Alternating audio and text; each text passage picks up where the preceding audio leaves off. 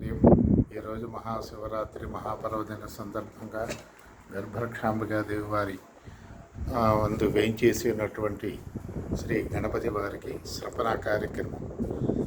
ఓం భద్రం కర్ణేభిః శృణుయామ దేవాః భద్రం పశ్యేమాక్షభినేత్రాః శ్రీరంగైః స్తుష్టువాగుంసస్తనూభిः విషేమదేవైः తంగుదాయుः స్వస్తినేంద్రో వృద్ధశ్రవాः స్వస్తి నః పూషా విశ్వవేదాः స్వస్తి నః అరిష్టినేమిः స్వస్తి నో బృహస్పతిర్దదాతు. ఓం శాంతి శాంతి శాంతి.